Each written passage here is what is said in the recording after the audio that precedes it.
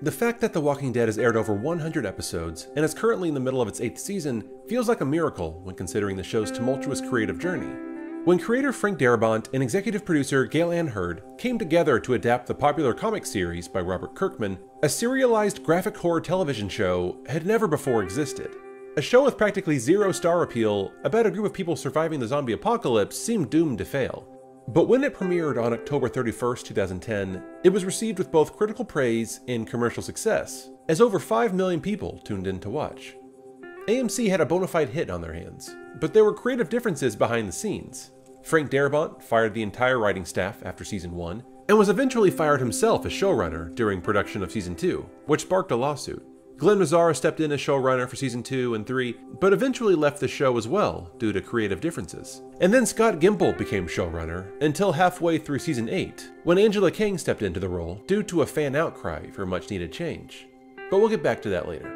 Even with a revolving door of creativity behind the scenes, The Walking Dead still managed to cement its legacy as one of the most popular television shows of all time, becoming the most watched scripted television show for many years, averaging over 13 million viewers during its peak run from seasons 4 through 6. And its popularity spawned 2 shows, a prequel, Fear the Walking Dead, and Talking Dead, which serves as a platform for fans to discuss the show along with cast and crew members and celebrity guests. However, The Walking Dead has been on a gradual decline in both reviews and ratings over the last couple years, with the recent episode, The Lost and the Plunderers, netting a rating of 6.82 million viewers. A rating every other show would love to receive, but it's the lowest rating for The Walking Dead since Season 2. So what's causing this overall recent decline in the show that was once at the pinnacle of primetime television?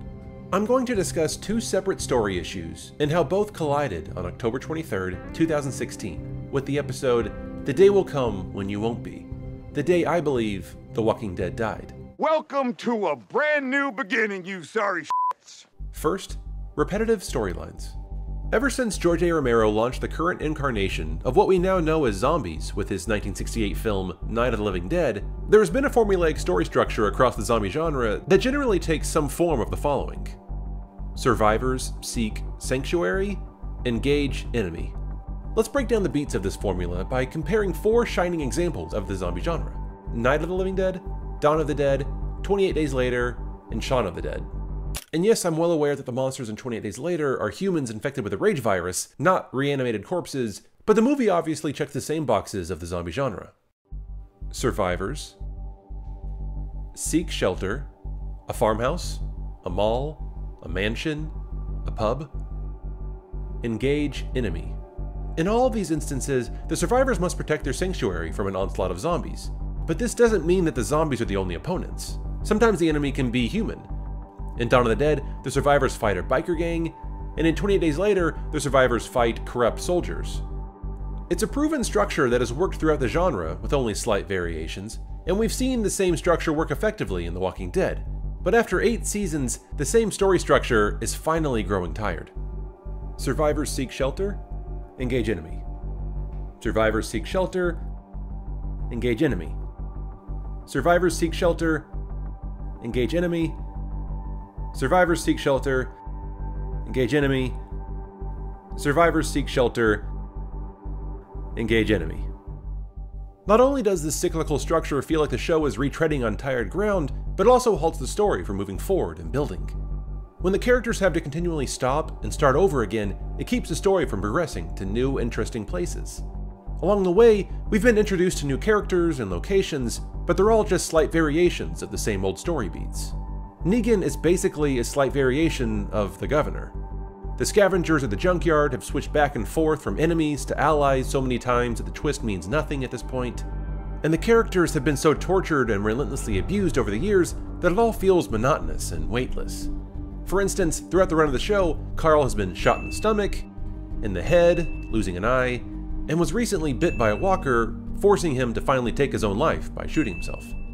At this point, it seems like the creators are killing off major characters as a stunt for better ratings, instead of serving the larger story. Deaths should affect our characters and launch them into new territories and plotlines, and should also reinforce the larger themes of the show. But now, major character deaths are treated almost flippantly, and no major character's death has been more mishandled than Glenn's. Over the span of 15 episodes, Glenn appears to die, is brought back, only to die again in the now infamous episode The Day Will Come When You Won't Be. But why? How did his death service the story? It only reinforced the already existing tension. It made Glenn's death, resurrection, and actual death not only repetitive, but cruel, unnecessary, and pointless. It was another stunt by the creators to stir controversy, and speaks to a larger issue that the creators have with handling story. Which leads me to my next point. Second, fractured storylines. The Walking Dead has had the challenge of juggling a large cast, and with that comes multiple narratives and story threads that the writers must expertly weave and work together.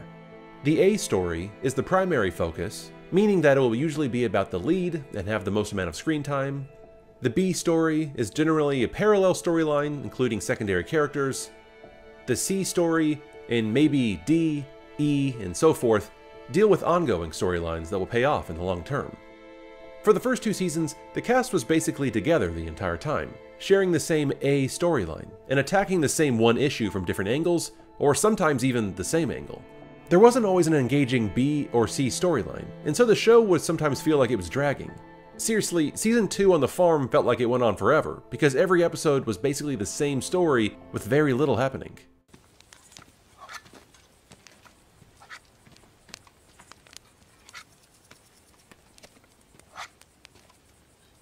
When Season 3 began, it immediately felt more engaging because the cast was split into 2 sections, creating the prison storyline and the Woodbury storyline. When our heroes were forced to evacuate the prison halfway through Season 4, the cast was split even more. But with all the characters on the same mission to Terminus, the storyline still felt clear and concise. But now, with the introduction of Negan, the entire story feels too fractured. There's now what seems like dozens of characters spread across multiple locations: Alexandria, the Hilltop, the Kingdom, the Sanctuary, the Junkyard, and Oceanside. There are 2 ways to approach this type of large-scale storytelling: one at a time, or all at once. For example, Game of Thrones has a large cast of characters spread across multiple locations, but on an average episode, we usually touch base with every character, watching their storylines slowly progress like a game of chess. It helps the audience remember who is where and what they're doing. In a current episode of The Walking Dead, we only focus on a few characters for the entire episode. That means there are usually long stretches of gaps where the audience isn't seeing certain characters. This fractured method of storytelling stifles progress and momentum, dragging everything down to a dull pace. The entire story arc of the Governor was introduced and concluded in 1.5 seasons. In comparison, Negan has already been around for more than 1.5 seasons, and it still feels like nothing has really happened. It's like the creators know the endpoint they want to reach eventually, based on the comic source material, but they're stretching everything so thin and spinning wheels as they wait to get there. Since Negan's introduction, the creators have been confusing action for story. There's been plenty of battles, character deaths, and zombie kills, but without clear motivations and context, those events carry 0 weight. For instance, back with the prison and the Governor, the prison was their home. They were building a life there and doing whatever they could to protect it. We followed the Governor in Woodbury, and were even shown glimpses into his past with his now deceased wife and daughter. Although we never agreed with the Governor's reasoning, the audience could still understand the motivations for his actions. But with Negan, his motivations are vague, and besides a few first-hand comments, his history has mostly remained a mystery. The entire character comes off more like a one-note cartoon. And side characters battling side characters for some unknown location means nothing to me if they don't come with tangible weight or inherent stakes. There's still hope for the future of The Walking Dead. Recent outcry by the fans, including an online petition that amassed over 85,000 signatures, has sparked a much-needed change in showrunner. Scott Gimple has moved on to another position, with veteran staff writer Angela Kang stepping into the role.